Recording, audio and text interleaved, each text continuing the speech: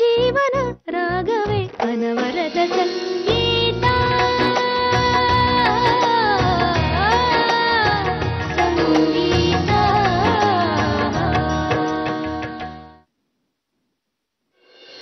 ನೀವಾಗ್ಲೇ ಹೇಳಿದ್ದು ಸೂರ್ಯನಷ್ಟೇ ಸತ್ಯವಾದ ಮಾತು. ಭಾನು ನಿಜಕ್ಕೂ ಒಬ್ಬ ಅದೃಷ್ಟ ದೇವತೆ.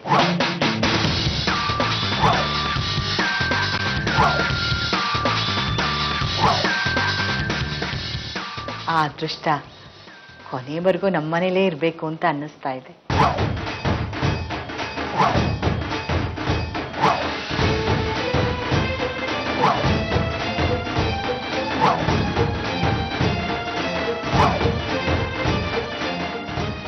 ಏನ್ ಯೋಚನೆ ಮಾಡ್ತಾ ಇದ್ದೀರಾ ಅಳಿಯಂದ್ರೆ?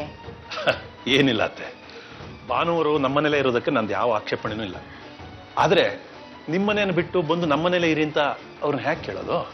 ಅಯ್ಯೋ ಅಳಿಯಂದ್ರೆ, ನೀವು ಬಿಸ್ನೆಸ್ ಅಲ್ಲಿ ಮಾತ್ರ ಬಹಳ ಬ್ರಿಲಿಯಂಟ್, ಇಂಥ ವಿಷಯಗಳಲ್ಲಿ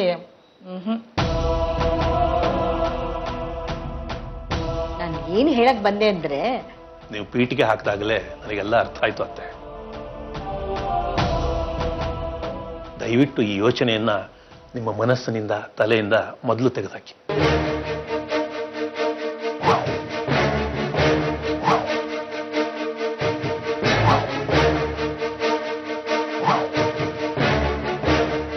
ಭಾನು ಅವರು ನನ್ನ ಒಳ್ಳೆ ಸ್ನೇಹಿತರು.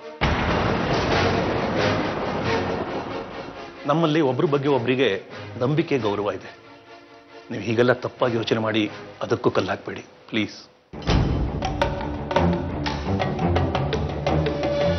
ಪಾಪ ಭಾನು ಅವರು ನೀವು ಹೀಗೆಲ್ಲ ಯೋಚನೆ ಮಾಡ್ತಾ ಇದ್ದಂತ ಗೊತ್ತಾದ್ರೆ ಎಷ್ಟು ಬೇಜಾರ ಮಾಡ್ಕೋಬಹುದು, ಎಷ್ಟು ನೊಂದ್ಕೋಬಹುದು. ಯೋಚನೆ ಮಾಡಿ. ನಾನು ನೊಂದ್ಕೋತೀನ? ನಾನು ಬಂದಿರೋದೇ ಅದಕ್ಕೆ. ಎಲ್ಲ ಇವನ ಎಷ್ಟು ನಯವಾಗಿ ಪ್ರಸ್ತಾಪನ ದೂರ ತಳ್ಬಿಟ್ಟ. ಇರ್ಲಿ, ಇವನ್ನ ಹೇಗೆ ಹೊಡಿಬೇಕು ಅಂತ ನನಗೆ ಚೆನ್ನಾಗಿ ಗೊತ್ತಿದೆ.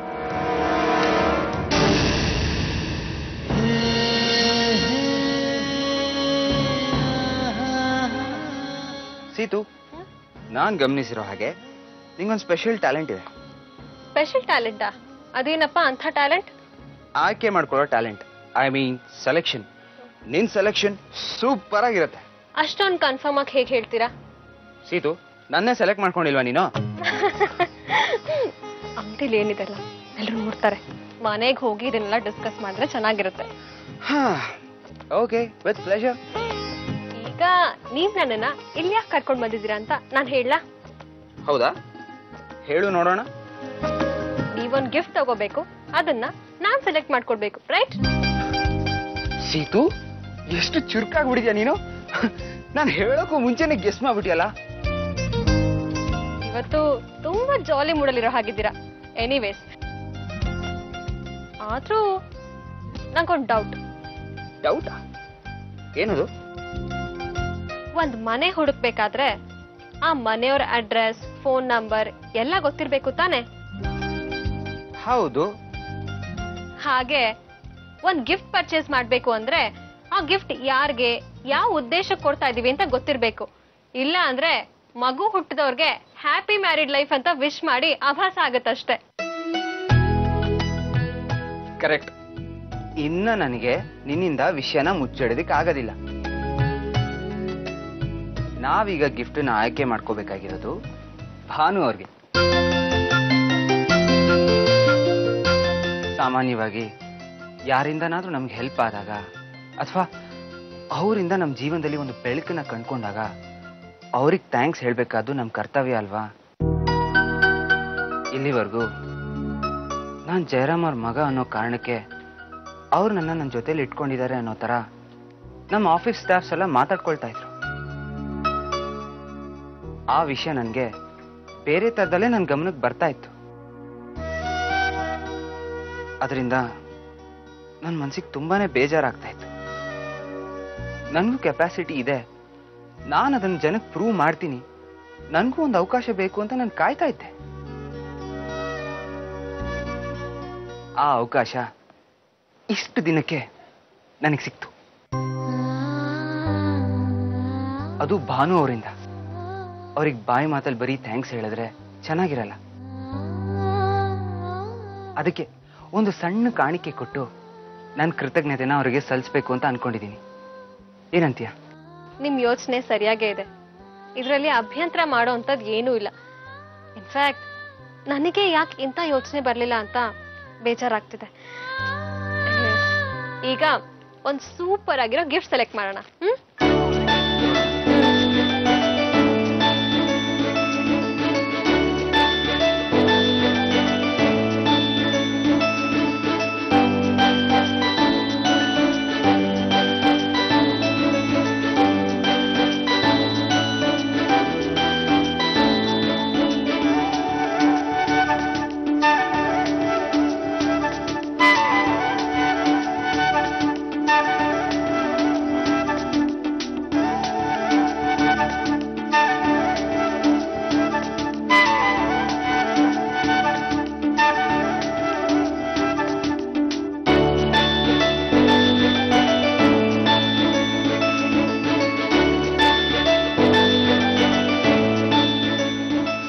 ಸಂತೋಷ್, ಇದು ನೋಡಿ ಹೇಗಿದೆ.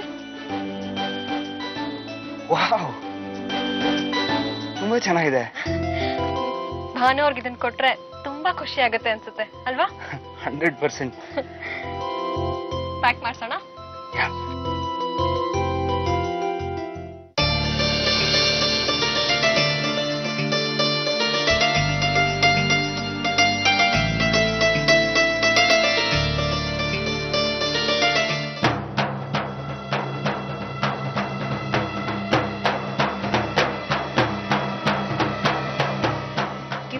ಹಿಡ್ಕೊಂಡು ಭಾನು ರೂಮ್ ಕಡೆ ಯಾಕೆ ಹೋಗ್ತಿದ್ದಾರೆ? ಏನ್ ನಡೀತಾ ಇದೆ ಇಲ್ಲಿ?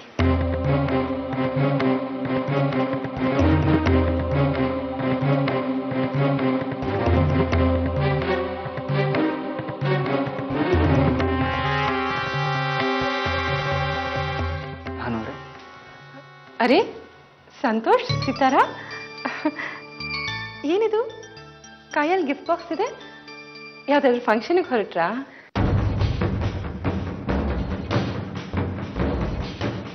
ಇಲ್ಲ, ಈ ಗಿಫ್ಟು ನಿಮಗೋಸ್ಕರನೇ.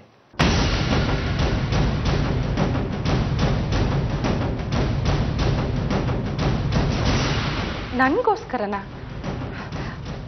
ಯಾಕೆ? ಮೊದಲು ತಗೊಳ್ಳಿ, ಆಮೇಲೆ ಹೇಳ್ತೀನಿ.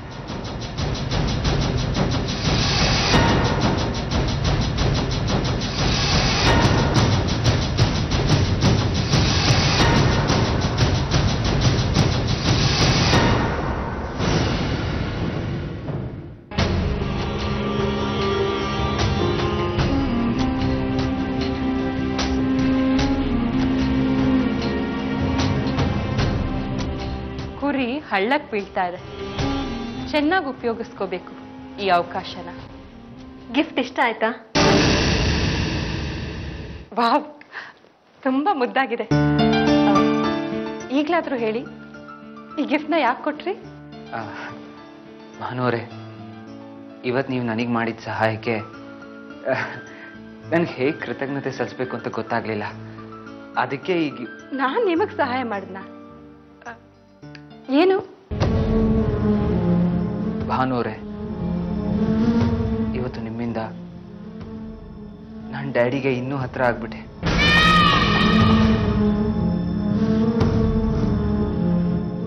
ನಾನೊಬ್ನೇ ಮಗ, ಜೊತೆಗೆ ತಾಯಿ ಇಲ್ಲದ ಮಗ.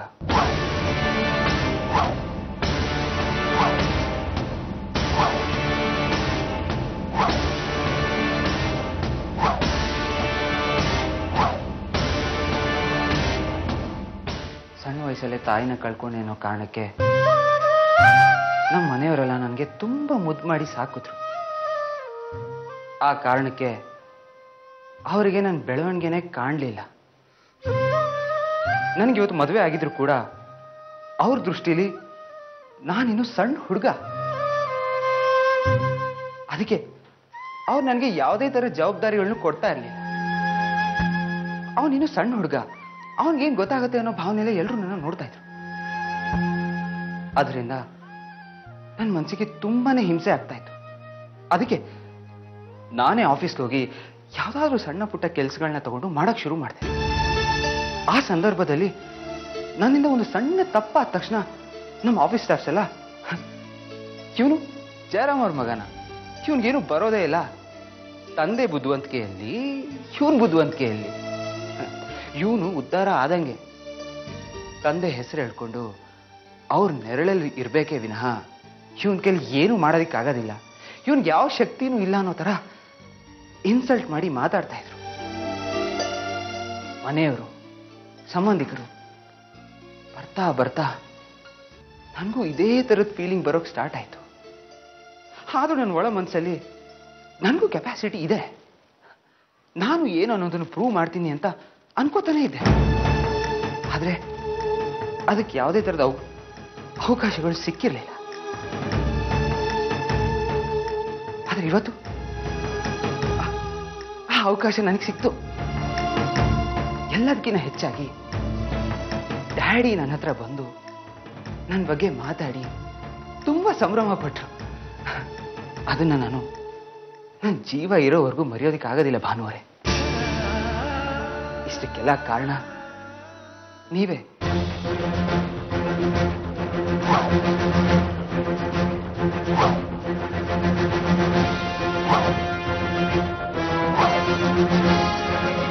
ಅದಕ್ಕೆ ನಿಮಗೆ ಕೃತಜ್ಞತೆ ಸಲ್ಲಿಸೋಣ ಅಂತ.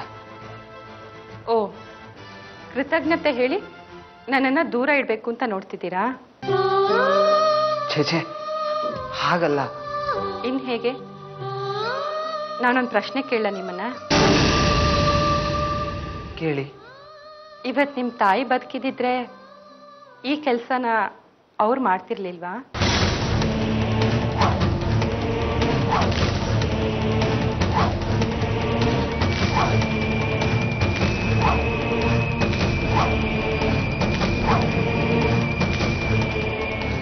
ತನ್ನ ಮಗನನ್ನ ಚುಚ್ಚು ಮಾತಾಡೋರ್ ಮುಂದೆ ತನ್ನ ಮಗ ದೊಡ್ಡ ಮಟ್ಟಕ್ಕೆ ಬೆಳೀಲಿ ಅಂತ ಆಸೆ ಪಡ್ತಿರ್ಲಿಲ್ವಾ?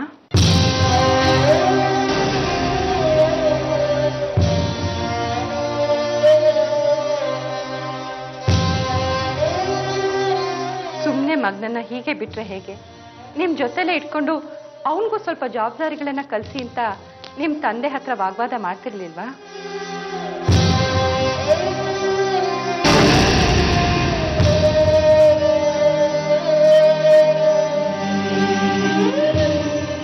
ಸಂತೋಷ್, ನಾನ್ ಮನೆಗೆ ಬಂದಿನಾನೆ ನಿಮ್ ಕಣ್ಣಲ್ಲಿ ಏನೋ ಒಂದ್ ಸಂಕಟ ಇದ್ದದನ್ನ ಗಮನಿಸ್ದೆ.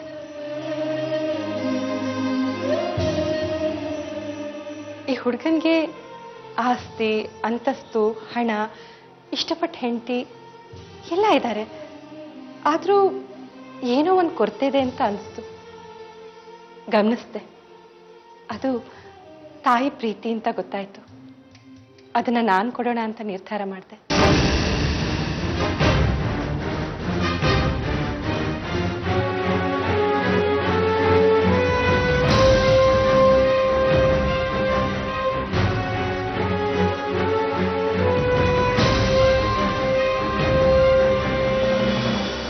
ನನಗೆ ಕಾಲಕ್ಕೆ ಸರಿಯಾಗಿ ಮದುವೆ ಆಗಿದ್ದಿದ್ರೆ ನಿನ್ನ ವಯಸ್ಸಿನ ಮಗನೇ ಇರ್ತಿದ್ನೋ ಏನೋ.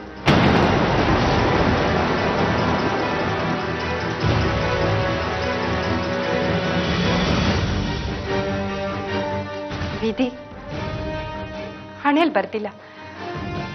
ಆದ್ರೂ ನಿಮ್ಮನ್ನು ನೋಡಿದಾಗೆಲ್ಲ ಇವನನ್ನೇ ಯಾಕೆ ನನ್ನ ಮಗ ಅಂತ ಅನ್ಕೋಬಾರ್ದು ಅನ್ನೋ ಭಾವನೆ ನನ್ನನ್ನು ಕಾಡೋದು. ಇಷ್ಟ ದಿನ ನಾನು ನಿಮ್ಮನ್ನ ಅದೇ ದೃಷ್ಟಿಯಲ್ಲಿ ನೋಡ್ತಿದ್ದೆ. ಬಹುಶಃ ಇವತ್ತು ನಿಮ್ಮ ತಂದೆ ಜೊತೆ ಆರ್ಗ್ಯೂ ಮಾಡೋದಕ್ಕೂ ಅದೇ ಭಾವನೆನೇ ಕಾರಣ ಅನ್ಸುತ್ತೆ.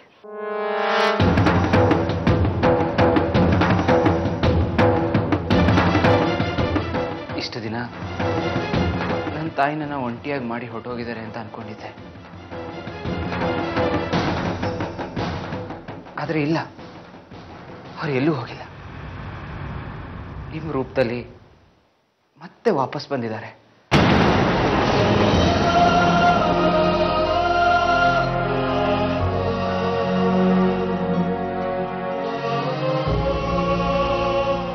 ನಾನು ನಿಮ್ಮನ್ನ ಅಮ್ಮ ಅಂತ ಕರೀಲ?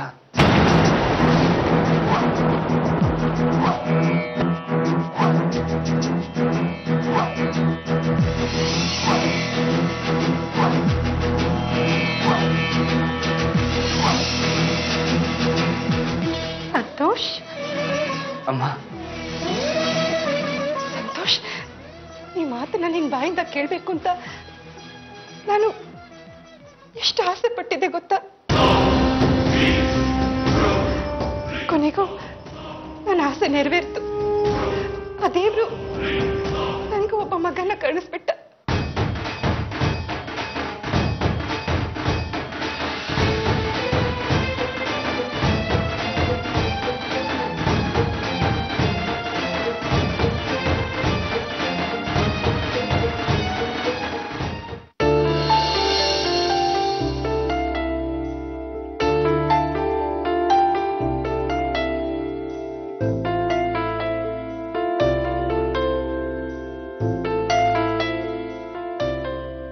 ಹಾಯ್ ಸುಮಿತ್ರಾ.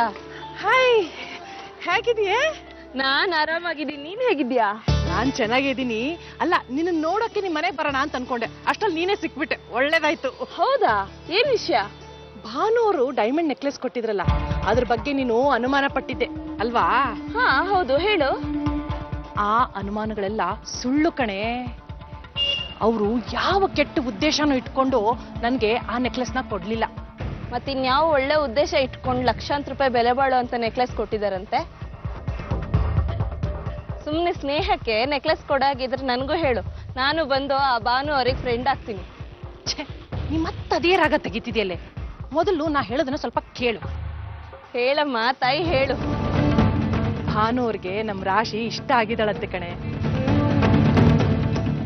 ಅವ್ರ ಸಂಬಂಧಿಕರ ಪೈಕಿ ಹುಡುಗನಿಗೆ ನಮ್ ರಾಶಿನ ತಂದ್ಕೋಬೇಕು ಅಂತ ಭಾನು ಅವರು ಡಿಸೈಡ್ ಮಾಡ್ಬಿಟ್ಟಿದಾರಂತೆ. ಅದಕ್ಕೆ ಆ ನೆಕ್ಲೆಸ್ ನನಗ್ ಕೊಟ್ಟಿದ್ದು. ಸುಮ್ನೆ ನಿನ್ ಮಾತು ಕೇಳ್ಕೊಂಡು ಅವ್ರ ಹತ್ರ ಹೋಗಿ ವಿಷಯ ಪ್ರಸ್ತಾಪ ಮಾಡಿ ಅವ್ರ ಮನ್ಸನ್ನ ನೋಯಿಸ್ಬಿಟ್ಟೆ. ಯಾಕಾದ್ರೂ ಕೇಳಿದ್ನು ಅಂತ ಅನ್ನಿಸ್ತು. ಅನುಮಾನ ಪಟ್ಟಿದ್ದಕ್ಕೆ ಅಲ್ವೇನೆ ಅಸಲಿ ವಿಷಯ ಗೊತ್ತಾಗಿದ್ದು. ಹೇಗಿದ್ರು ಒಳ್ಳೇದೇ ಆಯ್ತಲ್ವಾ ನಿನಗೆ? ನಿಜ ಕಣೆ. ಆದ್ರೂ ಸುಮಿತ್ರಾ, ನನ್ಗೊಂದ್ ಲಾಜಿಕ್ ಅರ್ಥ ಆಗ್ತಾ ಇಲ್ಲ ಕಣೆ. ಏನು? ಸಾಮಾನ್ಯವಾಗಿ ಮದ್ವೆ ವಿಚಾರ ಬಂದ್ರೇನೆ ಹುಡುಗಿ ಮನೆಯಿಂದ ಏನೇನ್ ಕಿತ್ಕೊಳಕಾಗುತ್ತೆ ಅಂತ ಹುಡುಗನ್ ಮನೆಯವ್ರು ಲೆಕ್ಕಾಚಾರ ಹಾಕ್ತಾ ಇರ್ತಾರೆ. ಅಂತದ್ರಲ್ಲಿ ಯಾರೋ ಸಂಬಂಧಿಕರ ಪೈಕಿ ಹುಡುಗಂಗೋಸ್ಕರ EMI ಏನಕ್ಕೆ ಅಷ್ಟೊಂದು ಬೆಲೆ ಬಾಳೋ ಅಂತ ಉಡುಗೊರೆ ಕೊಡ್ಬೇಕು? ಸಂಬಂಧಿಕರ ಪೈಕಿ ಹುಡುಗನಾದ್ರೂ ಭಾನು ಅವರೇ ಸಾಕಿ ಬೆಳೆಸಿದ ಹುಡುಗ ಅಂತೆ ಅವನು. ಒಂದರ್ಥದಲ್ಲಿ ಅವ್ರ ಸಾಕ್ ಮಗನ್ ಥರ. ಅವನ್ ಮದ್ವೆ ಏನಾದ್ರೂ ಮಾಡಿದ್ರೆ ಅದು ನಮ್ ರಾಶಿ ಜೊತೆನೆ ಮಾಡ್ಬೇಕು ಅಂತ ಭಾನು ಅವರು ಡಿಸೈಡ್ ಮಾಡ್ಬಿಟ್ಟಿದಾರಂತೆ. ಅದಕ್ಕೆ ಅವರು ಆ ನೆಕ್ಲೆಸ್ ಅನ್ನ ನನಗ್ ಕೊಟ್ಟಿದ್ದು. ಅದು ನನಗಲ್ವೇ, ನಮ್ ರಾಶಿಗೆ. ಓ ಹಾಗ ವಿಷಯ. ಅರ್ಥ ಆಯ್ತು ಬಿಡು ನನಗೆ. ಆದ್ರೂ ನನ್ಗೇನೋ ಅನುಮಾನ. ಏನೇ ಅದು? ಒಂದ್ ವೇಳೆ ರಾಶಿ ಮದ್ವೆಗೆ ಒಪ್ಲಿಲ್ಲ ಅಂದ್ರೆ? ಅವಳ್ಯಾವ್ ದೊಡ್ಡ ಕತ್ತೆ ಅಂತ ಅವಳು ಒಪ್ಪಿಗೆ ಕೇಳ್ಬೇಕು? ಕಣ್ಣಿಗೆ ಎಣ್ಣೆ ಬಿಟ್ಕೊಂಡು ಹುಡುಕಿದ್ರು ಇಂಥ ಹುಡುಗ ಇಂಥ ಸಂಬಂಧ ನಮಗ್ ಸಿಕ್ಕೋದಿಲ್ವೇ? ಸುಮ್ನೆ ಬಾಯಿ ಮುಚ್ಕೊಂಡು ಮದ್ವೆ ಆಗು ಅಂದ್ರೆ ಮದ್ವೆ ಆಗ್ತಾಳವಳು. ನಿನ್ ಮಾತಿನ ಧೋರಣೆ ಕೇಳ್ತಾ ಇದ್ರೆ ಹುಡುಗ ನಿನಗ್ ತುಂಬಾ ಇಷ್ಟ ಆಗಿರೋ ತರ ಕಾಣಿಸ್ತಾ ಇದೆ.